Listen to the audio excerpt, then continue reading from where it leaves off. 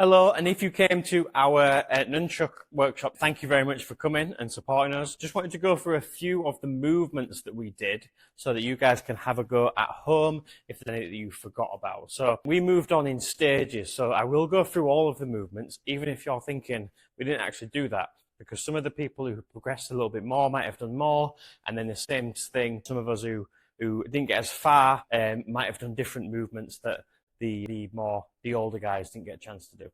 So the first thing that we worked through is just spinning the nunchucks. And this is a good way to get your wrists nice and warm, but also to practice your positioning. So when we're spinning, like I said, in most of our martial arts, we tend to keep our elbows tight in. That's what we want to do when we've got our guard.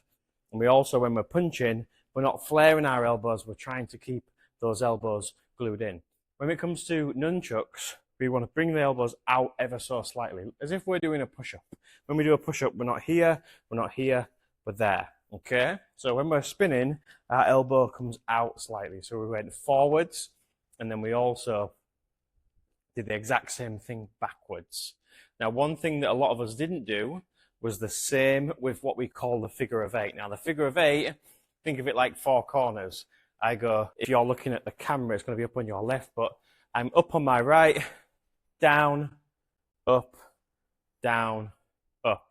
So I'm drawing a square or a bow tie in those four corners. So I'm trying to go up, down, up, down, up, down, up, down. And eventually, I want to try my best to move my arm as little as possible. So I want to try and get that movement with a big arm, and then eventually I want to try and make the arm movements as little as possible. Okay, so this is a forwards figure of eight. You can also do the same thing like we did before, but go backwards, and you can do your backwards figure of eight. I personally find this one a little bit more awkward, but some of them from people from yesterday said that they found that one a little bit easier. So try them both and see what happens. So again, you got your forwards figure of eight, and then you've also got the backwards figure of eight. Okay? Some of the other stuff we did, so I'm going to do the body bounces before we do the catches, because I think the body bounces are a little bit more straightforward. And all that is it's just throwing the nunchucks over a part of your body and bouncing it back. So that might be over your shoulder, and we also did over our body. So up, down, side to side. We did the letter L, okay? And that's just as simple as it is. I can also go over the opposite shoulder, but the idea is I can go around the neck, but the idea is I'm just bouncing that nunchuk off of my body, okay? The next thing that we did, or the thing that we built up on, was the catches. So, and I said here, where I was talking about the flared elbows, I won't try my best to have that space between my elbows, where when I look there, as I'm throwing my nunchucks, I can see that nunchuk coming between the elbow. Because if I know it's coming between the elbow, then when I put my hand there, I'm ready to catch it. Okay, once you've got that first catch on one side, I can continue with that catch, and I can also catch and do the exact same thing, so it comes over this shoulder, and do the exact same thing when I reach the other side. So I'm just trying to continuously catch, catch, catch. Now the other catch that we worked on was just the same thing, but coming across your neck. So again, this is where we want it. The problem that most people have, most common mistake with this one is, if I try and catch after I've set off, so see how the catching hand is over the top of the front hand, that's going to restrict my movement, and I'm not going to be able to get round as well. Younger kids might. So what I want to do is I want to prepare this hand, like here. I'm not throwing and then trying to catch immediately. I'm taking it and I'm meeting them in the middle. Same here.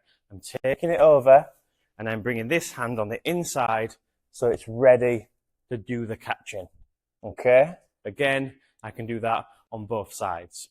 So, we've got the spin, figure of eight, the body bounces, the catching over the neck. Simple things that we can do which are more like your martial arts. Like yesterday, because we put together a performance, we did some jumping kicks. We also did the equivalent reverse punch with nunchucks. So I trap, I strike, okay? There's also strikes that you can do where I literally just strike forwards and strike back. And then the last thing we did that was a little bit more advanced is the hand roll. And this is where we take the nunchucks over the top of my hand, and I'll go through this slowly. So the idea is, I'm going to come a little bit closer so you can see my hand a little bit easier, is I go over the top of my hand here, and then my hand turns to catch this one, okay? Then I let that go. Then I do the exact same thing when my hand turns to catch this one, okay? So that is it when we do it a little bit slower. My hand is going from here, it's holding on to this one, it's letting go of this one and catching this one. It's doing that exact same thing here, okay? So that's what I'm trying to achieve. But what I want is I want that to happen while I'm spinning it, okay? So I want that to happen at the same time as I'm spinning, so it's continuously looping. Now, the ideal is that we catch it and we spin it back. But when we do it like that, it looks a little bit rigid. So if you've managed to get the catches, what we're doing here is it's like the figure of 8 movement. I go down one side of my body rolling, and then I bring it down the opposite side of my body to roll back. And what that looks like is I go over, catch, come over and back. Over, catch, over and back. Now that's going to be really, really difficult for you to see what's going on there on the camera, but like I showed you in slow motion, it's over, catch, and then all I'm doing here, so I'm going over here to get the momentum this way. Then from there, I bring it back around the other way to get the momentum that way. And what you'll find here is if I really slow it down, that's when I start to drop it because I need the momentum of the spin. If I make it too slow, I'm going to struggle to get it. Whereas if I keep it fast, I'll most of the time, it's going to be where I want to catch it. Okay, that last one's a little bit confusing. And if you need any help with it, bring your chucks back in and I'll help you. But they're just the movements that we went over. I just wanted to give you those so you guys can have a practice of your own at home. Again, not near anything that's valuable. Thanks for watching, guys.